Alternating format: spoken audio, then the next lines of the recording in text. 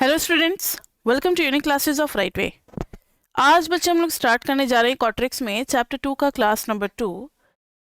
और इसमें हम लोग करेंगे एसआरएफ एंड ओएलएस। ओएलएस का फुल फॉर्म होता है ordinary least square method. Last class में बच्चे हमने क्या किया था, तो रिग्रेशन के बारे में आइडिया ले लिया था और पीआरएफ के बारे में पढ़ा था। पीआरएफ मतलब population regression function, population regression function. और ये जो होता है, तो आते हैं सबसे पहले पढ़ते हैं हम लोग एसआरएफ के बारे में। तो सबसे पहले बच्चे लिखे आप लोग SRF full form is sample regression function. क्या होता है इसका full form? Sample regression function. PRF में क्या होता था कि सारे के सारे डेटा को ऑब्जर्वेशन को ले लिए, देन इट बिकम्स पीआरएफ। और सैंपल में क्या होता है कि कुछ ही डेटा ले पा रहे हैं, पूरे डेटा को नहीं कवर कर पा रहे, तो जो यहाँ पे फंक्शन बनेगा that will be your S R F. ठीक है, एस आर एफ। तो इन्हीं चीज़ों को जो मैंने अभी बोला है एक दो लाइन में फटाफट लिख लेते हैं, क्योंकि आप नोटबुक में लिख रहे हो। नोटबुक पलट करके जब रिवाइज करोगे तो समझ में आएगा कि एसआरएफ की ज़रूरत क्यों पड़ी। जब हमने पीआरएफ पढ़ ही लिया था तो एसआरएफ क्यों पढ़ रहे हैं। ठीक है, तो लिखो we can't cover the entire large population,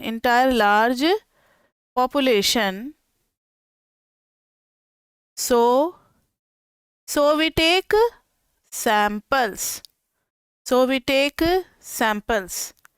और similar to PRF we estimate, बिल्कुल सेम तरीके से सेम फॉर्मूला लगेगा, we estimate SRF similar to PRF,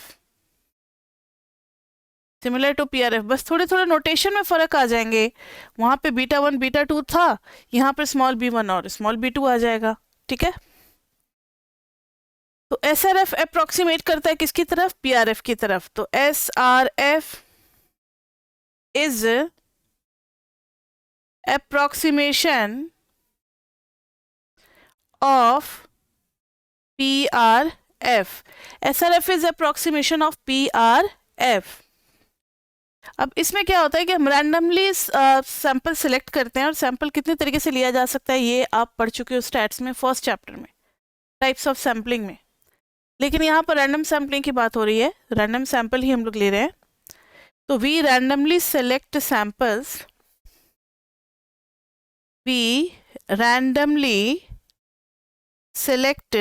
samples, sample के डेटा होंगे एक्स और वाई, वो एंटायर पॉपुलेशन को नहीं कवर कर रहा होगा, एंड हमें डिफरेंट एसआरएल्स मिलते हैं, डिफरेंट एसआरएल। मान लो कि स्कैटर डायग्राम में इस तरीके से कुछ सारे ऑब्जर्वेशन आ रहे हैं। कोई स्टूडेंट निकाला तो उसका एसआरएल ये आया। ठीक है, या यूं कह ले कि किसी ने एसआरएल ये निकाला और किसी ने एसआरएल ये निकाला, SRL1 SRL2। तो हम वैसे एसआरएल को बढ़िया मानते हैं, अच्छा मानते हैं, बेटर मानते हैं, जिसमें डेविएशन जीरो हो, sum of all the deviations zero आ जाए। या फिर यूँ कह लें कि जितना पॉजिटिव डेविएशन है उतना ही अगर नेगेटिव डेविएशन आ गया, बीचों बीच से क्रॉस कराने की कोशिश करते हैं, वो लाइन बेटर होता है। अब फर्स्ट एसआरएल में देखो, ऊपर में बहुत कम पॉइंट है और नीचे में क्या है, ज़्यादा पॉइंट है, तो एसआरएल उतना अच्छा नहीं हुआ। वहीं पे SRL2 की बात अगर करें तो जितना पॉइंट ऊपर है लगभग उतना ही पॉइंट क्या है, नीचे है। तो SRL2 को हम लोग बेटर मानते हैं। तो ग्राफिकली अगर स्कैटर डायग्राम से हमें अगर चूज करने को आ गया कि विच SRL इज बेटर, अगर ऐसा कुछ डायग्राम आ गया तो हम तुरंत डिसीजन ले सकते हैं कि कौन सा बेटर होगा। देख करके ही आइडिया लग जाएगा कि वैसी लाइन जिसके ऊपर जितने पॉइंट्स है उतने ही पॉइंट्स अगर नीचे हैं तो वो लाइन को बेटर माना जाता है। ठीक है, क्यों? क्योंकि यहाँ पर जितने पॉजिटिव डेविएशन होंगे उतने ही लगभग नेगेटिव डेविएशन होंगे। तो हमें नहीं पता कि ये जीरो हो रहा है या नहीं, लेकिन ये टेंड्स टू जीरो, समेशन ये जीरो की तरफ जा रहा है, इसलिए ये लाइन बेटर है। ठीक है, तो SRL2 को हम कहते हैं is the line of best fit, is the line of best fit. अब देखो ऐसे अगर डायग्राम से निकालने को आ जाए तब तो आप 1000 SRL बना सकते हो। बड़ा मुश्किल होगा। तो मैथमेटिकली एक यूनिक हम लोग लाइन निकालते हैं, सिंगल लाइन, जो कि बेस्ट होगा। बेस्ट तो कोई एक ही होता है ना, उसको निकालने का तरीका मैथमेटिकली है। अब यहाँ पर आ जाओ। सिंस SRF हम पढ़ क्या रहे हैं, regression equation in two variables, और वो भी लीनियर टाइप का। तो SRF भी यहाँ पर क्या होगा, लाइन होगी। जैसे PRF एक स्ट्रेट लाइन थी, वैसे ही SRF भी क्या होगी, एक स्ट्रेट लाइन ही होगी, कुछ और ग्राफ हमें नहीं पढ़ना है। Since SRF is a line, so अभी इस चैप्टर में 2 और 3 में हम लोग SRF को लाइन बोल रहे हैं, 4 में फिर बदल जाएगा, इज अ लाइन। सो नहीं 5 में बदलेगा, मैथमेटिकली YI हैट या कैप बोलते हैं, ये सैंपल SRF पे जो वैल्यू लाई करती है उसका है, B1 प्लस B2 XI। ये देखो बहुत सारे हैं, ये X है, इसके सामने भी बहुत सारे डेटा है। अब ये SRL है हमारा, ये क्या है, SRL है, Y hat is equal to B1 plus B2 XI। तो जो यहाँ पर लाई कर रहा है इसके सामने, ये है हमारा Y हैट। अगर ये X2 है तो ये Y2 हैट होगा, मतलब उसका estimated value by SRL। Simple regression function ने जो एस्टिमेट करके वैल्यू लगाया वो ये आ रहा है। एक्चुअल Y हो सकता है कि ऊपर हो, इन दोनों के बीच में जो गैप होगा उसको हम लोग E2 से रिप्रेजेंट करेंगे। किससे रिप्रेजेंट करेंगे, E2 से। Actual minus estimated value by SRF is called E2 not U2। U2 population में यूज करते हैं U एरर के लिए, यहाँ पर E यूज करेंगे एरर के लिए SRF में, ठीक है। तो YI लिख दिया हमने, B1 प्लस B2 XI। इसको पढ़ते हैं YI इज Y हैट और Y कैप, इसको पढ़ते हैं, ठीक है। Y hat is estimator, estimator मतलब सैंपल का वो पैरामीटर, ये सैंपल का वो वैल्यू जो हमें किसकी तरफ ले जा रहा होता है, पॉपुलेशन की वैल्यू की तरफ ले जा रहा होता है, उसको एस्टिमेटर बोलते हैं। तो Y hat is the estimator of population में क्या निकालते हैं हम लोग, expectancy of Y upon XI of PRF, तो उसका एस्टिमेटर होगा Y हैट। फिर B1 is estimator of beta 1, B2 is estimator of beta 2। यानी अगर पॉपुलेशन में है expectancy of Y upon XI is equal to beta 1 plus beta 2 XI, तो Y hat is equal to B1 plus B2 XI, और यहाँ पर है UI अगर स्टोकेस्टिक की बात करें तो, ठीक है, या भी नहीं करते हैं, चलो। तो ये क्या हो जाएगा, this is estimator of this one, this is estimator of this one, and this is estimator of this one. यही है सैंपल वाला जो है, this is SRF and this is PRF। Stochastic में UI आ जाएगा, यहाँ पे EI आ जाएगा, तो EI एस्टिमेटर किसका हो जाएगा, UI का। तो यहाँ देखें stochastic model, stochastic model of SRF। तो एक्चुअल YI क्या हो जाएगा, B1 plus B2 XI plus EI, ये एक्चुअल होता है बच्चे, और ये होता है Y hat. What is this, this is Y hat, this is actual Y, और ये है हमारा गैप, जो ग्राफ में गैप दिखता है, ठीक है। इसको हम लोग रेसिड्यूअल भी बोलते हैं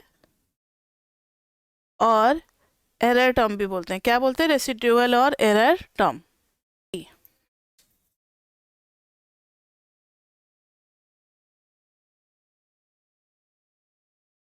LIP एंड LIV, ठीक है। LIP एंड LIV में है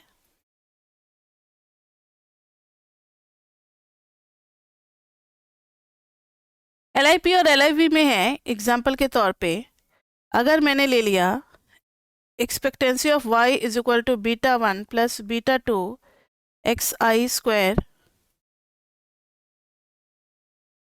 ये सब आपको चैप्टर 5 में मिलेगा देखने को, 1 बाई XI। तो फर्स्ट वाले मॉडल को हम लोग बोलेंगे ये LIP तो है बट नॉट LIV, लेकिन लीनियर इन वेरिएबल्स नहीं है। ये भी LIP है बट नॉट LIV। अब अगर β1 प्लस β2 का स्क्वायर और xi आ जाता है तो ये LIP नहीं होगा, not LIP, not LIP but LIV, but LIV होगा। ठीक है, अब LIV का तो आपको याद है ना कि मुझे बार बार बताना पड़ेगा कि इसमें जो है अगर ये 1 लेते हैं तो ये दिस इज β2, हर लेवल पे क्या होगा, सेम टू सेम रहेगा।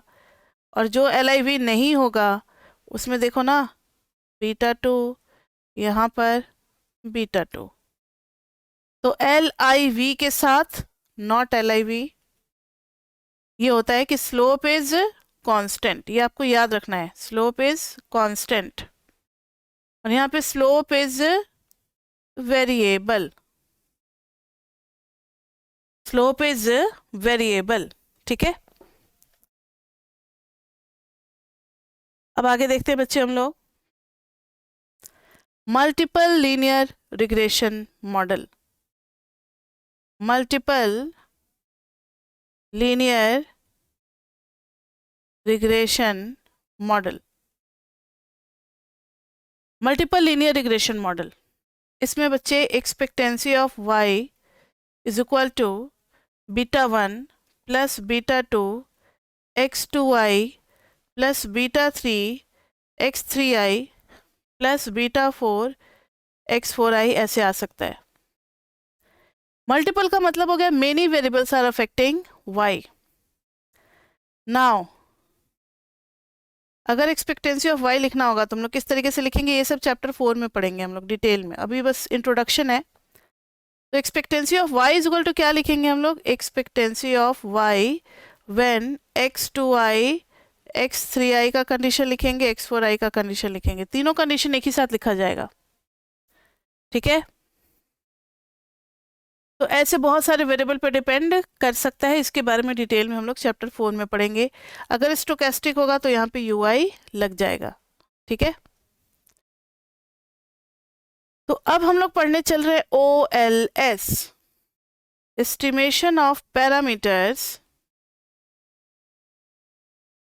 estimation of parameters using OLS। ठीक है, estimation of parameters using OLS।